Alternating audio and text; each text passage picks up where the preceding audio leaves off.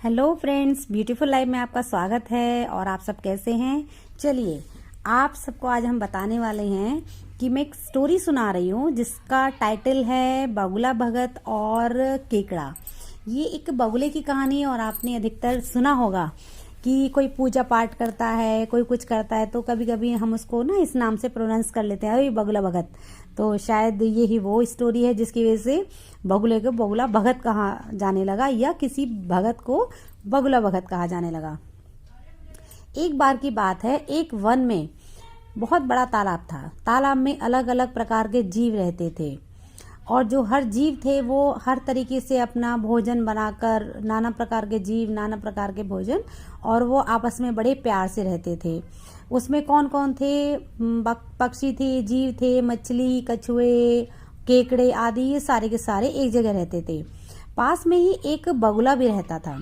वो बहुत ही आलसी था, जिसे परिश्रम करना, मेहनत करना, लेबर करना पसंद ही नहीं था। वो तो बस इस चीज में रहता था कि कोई फ्री में काम हो जाए या मुझे कुछ मेहनत ना करनी पड़े, बिना मेहनत के काम हो जाए। उसकी आंखें भी कमजोर हो गई थीं, खाने को भी उसे कुछ नहीं मिलता था। मछली पकड़ने के लिए जो मेहनत उसको करनी पड़ती थी वो भी उससे नहीं होती थी। इसलिए आलस के मारे वो अधिकतर ना भूखा ही रहने लगा और उसकी हालत जो है दिन पे दिन डाउन होती जा रही थी। अच्छा, इसलिए आलस के मारे वह अधिकतर भूखा रहने लगा और कमजोर हो गया। तो एक टांग पर ही खड़ा रहता था।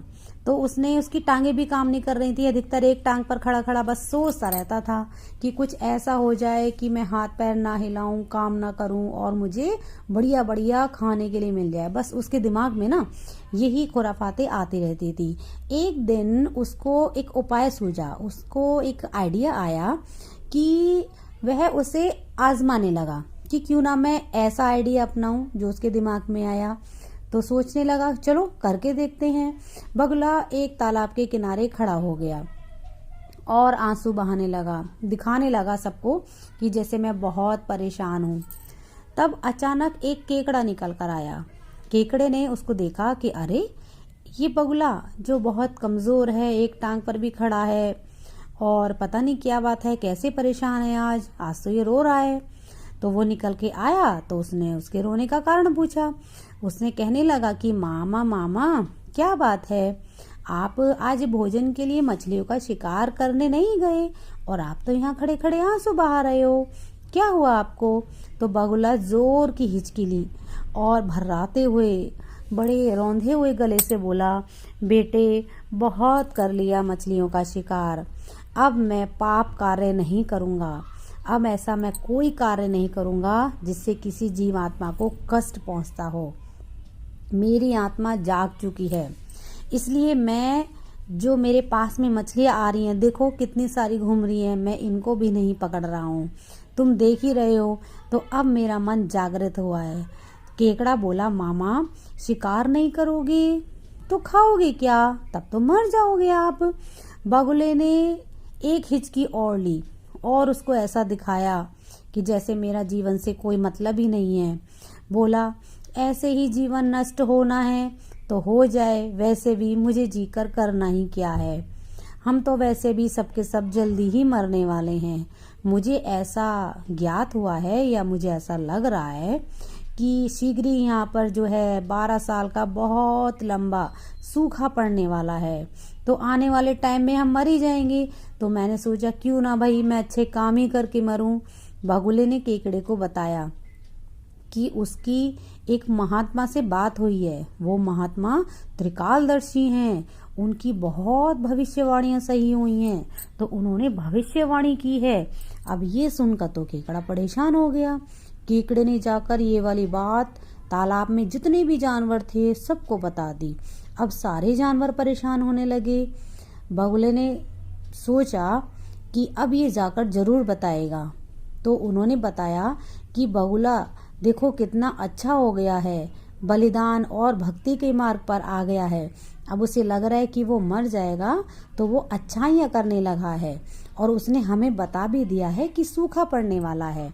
उस पर सारे तालाब के जीव जानवर जो हैं उसका साथ देने लगे और सारे दौड़ दौड़ कर उसके बगुले के पास आए और बोले, भगत मामा, अब तुम ही हमारे बचाव का रास्ता बताओ, अपनी अकल लड़ाओ, आप तो महाज्ञानी हो।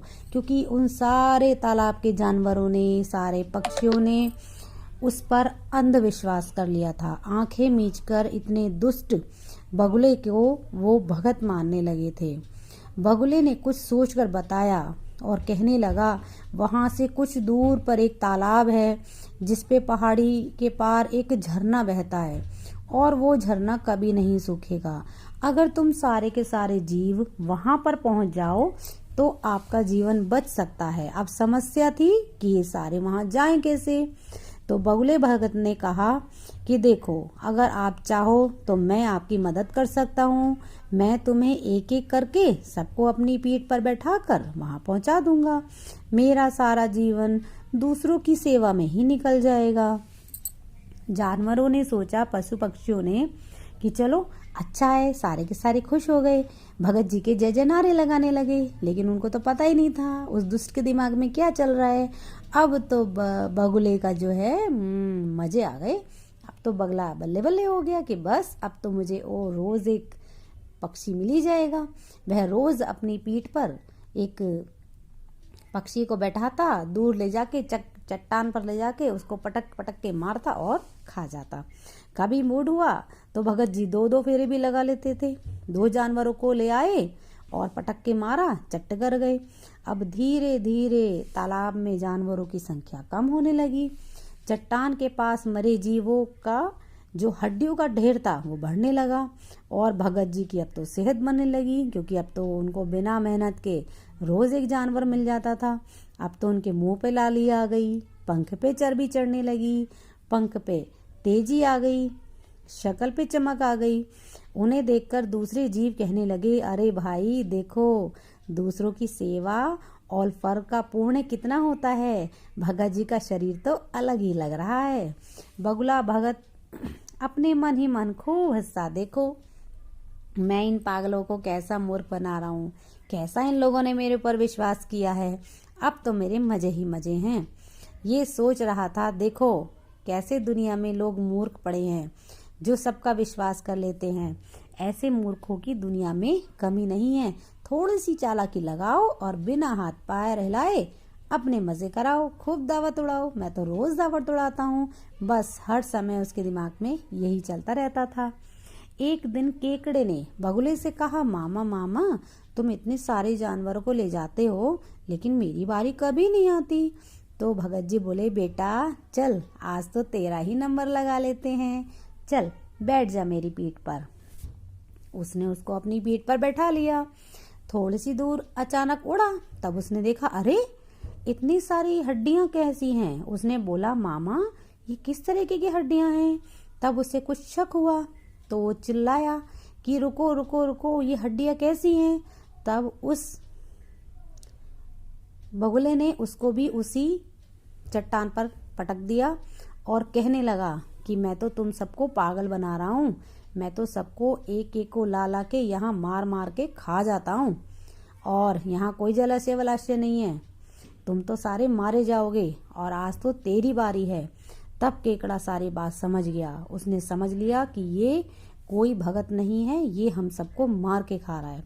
तब उसने हिम्मत नहीं हारी और हिम्मत दिखाते हुए उस बगुले की गर्दन पकड़ ली और उसने उसकी गर्दन जब तक नहीं छोड़ी जब तक वो मर नहीं गया।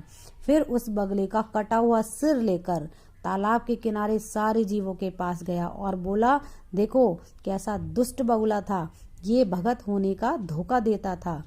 तो दोस्तों, हमें इससे सीख यही मिलती है कि हमें किसी की भी बात पर पूरी तरीके से आंख मूंद कर विश्वास नहीं करना चाहिए। मुसीबत में धीरज से और बुद्धिमानी से कार्य लेना चाहिए। एक बार अपनी अंतरात्मा से भी पूछ लेना चाहिए कि हम जो काम करने जा रहे हैं वो सही है या गलत है। ऐसा ना हो कि किसी के धोखे में, किसी के छलावे में आकर, किसी के गलत इरादे में आकर हम अपना नुकसान करा लें, जिस तरीके से सारे जानवरों ने कराया था। ठीक है दोस्तों, तो शायद इसी वजह से बगुले का नाम बगुला भगत पड़ा है और सारे जानवर उन पर विश्वास करते थे। और अगर ये मेरी स्टोरी आपको अच्छी लगी तो उसको लाइक कीजिए, कमेंट कीजिए, शेयर कीजिए और मेरा चैनल सब्सक्राइब कीजिए और वेट कीजिए नेक्स्ट वीडियो के लिए। या अगर आप किसी और तरीके का वीडियो सुनना चाहते हैं, कुछ और चाहते हैं डिफरेंट, तो मेरे कमेंट बॉक्स में लिखिए। आप लोग जो चाहते हैं मैं उस पर जल्दी वीडियो लेकर आऊंगी। तो मिलते हैं नेक्स्ट वीडियो में। Thank you, bye bye.